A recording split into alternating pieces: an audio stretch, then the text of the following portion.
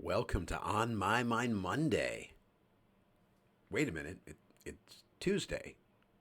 Oh, well, that's because yesterday, Monday, January 20th, I actually had an incident and ended up being out of pocket a little bit.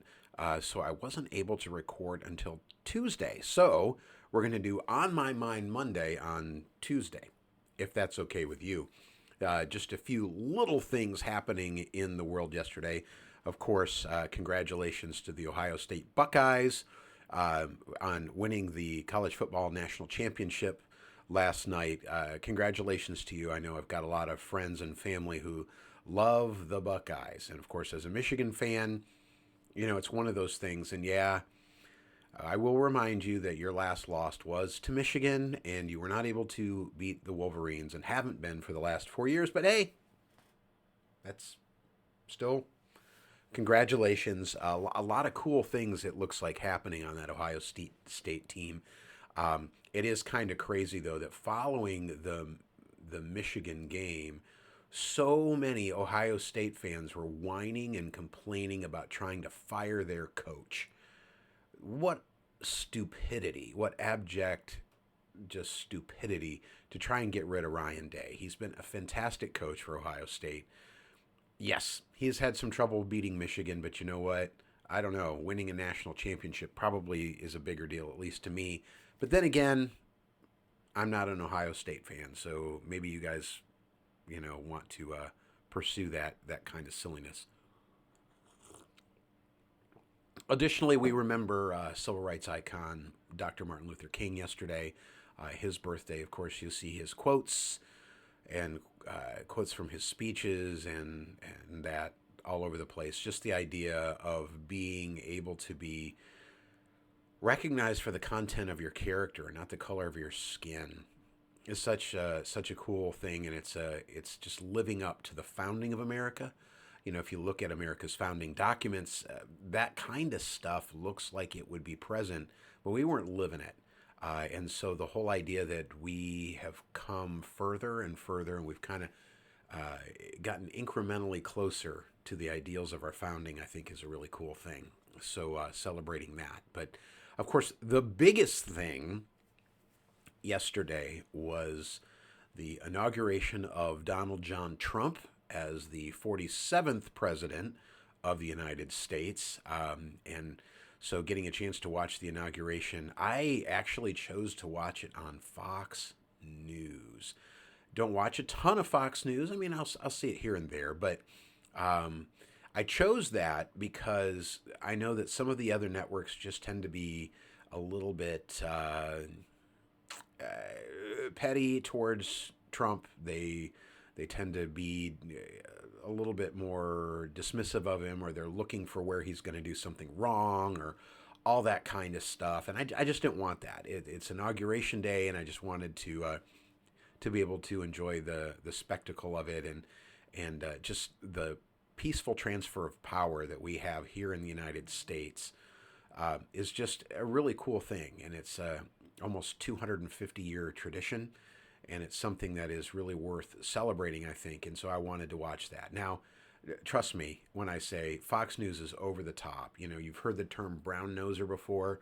That's them completely. They are completely out of line in some of their commentary regarding Mr. Trump, really toward his benefit, as if he could do no wrong. He's somehow sainted in their eyes or something. I don't know, but it was good.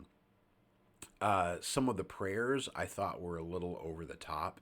I think of Jesus' words in Matthew 6 when he talks about not praying to be heard for your many words, right? That just, it sounds like that's what some of them were doing. It seemed more performative than prayerful, and that's kind of sad. You've heard sometimes in churches where they'll talk about a prayer being used as stagecraft, right? So people will pray while they're moving something around or doing this or that, and it's just not the way things are supposed to be.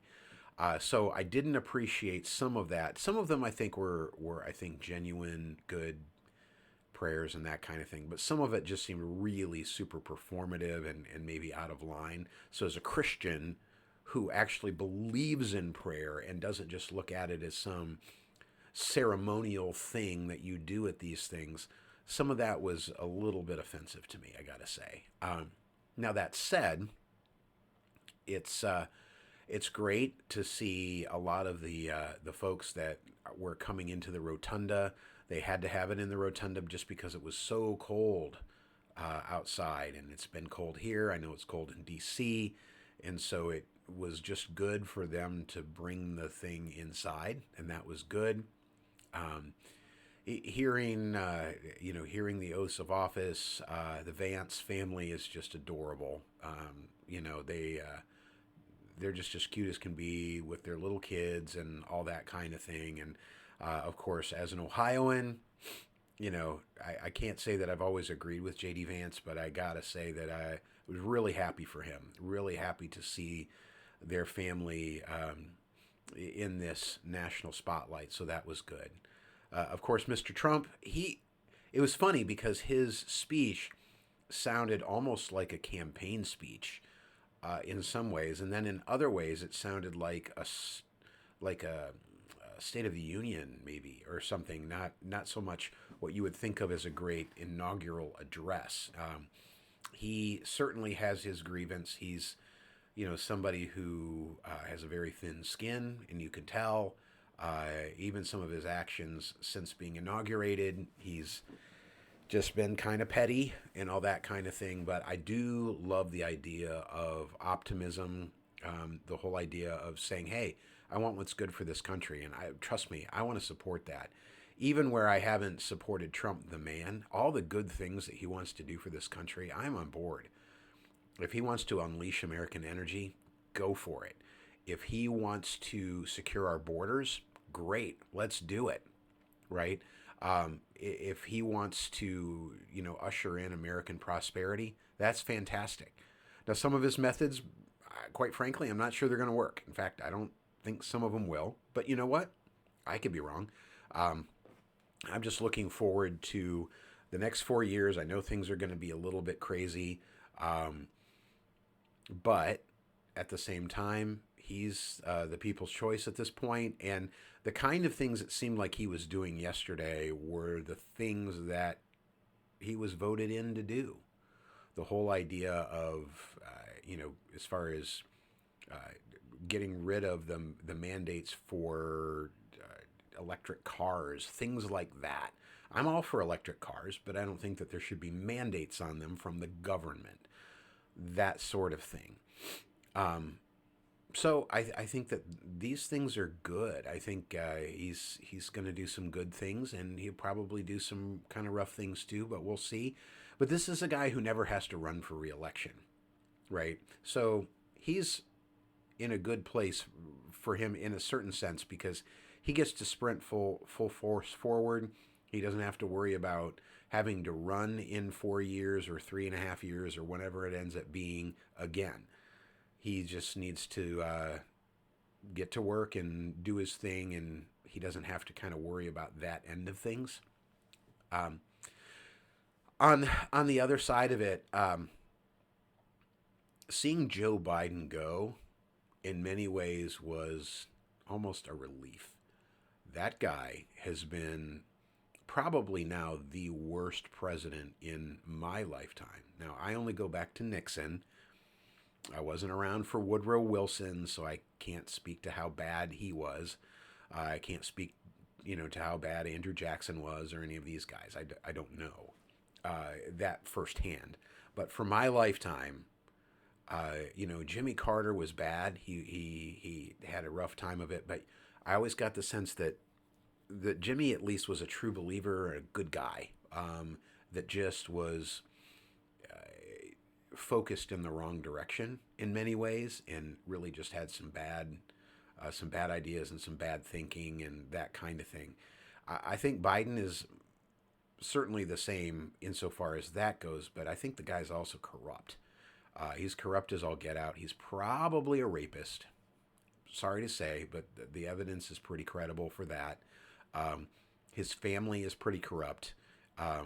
And really, he has made it super easy for Donald Trump to do all kinds of things because now all that Trump's people have to do is point and say, "Well, see, that's what Joe did." Um, anyway, and I hate whataboutism. I hate whataboutism, but you're just going to see a lot of that, and we've already seen that with certain pardons and some of that kind of stuff going on. But it feels like there's just an energy to the new Trump administration that is just undeniable. And I think that he's going in the right direction insofar as making America not a racially or gender related merit. He is making it based on what you actually do, hopefully. So I think that that will be good. Getting rid of a lot of the DEI stuff. I think, I understand some of the merit between those with the best hearts that want to do some of this stuff. I do. But I think that the government getting involved has just corrupted all of it. And so getting us out of that business is probably the best choice. Don't really care about having the Gulf of America or Mount McKinley or whatever. That's just fine, I guess. I don't really care. I'm curious to see what will happen with Panama when he says we're taking it back. I mean, does that mean that we're invading Panama?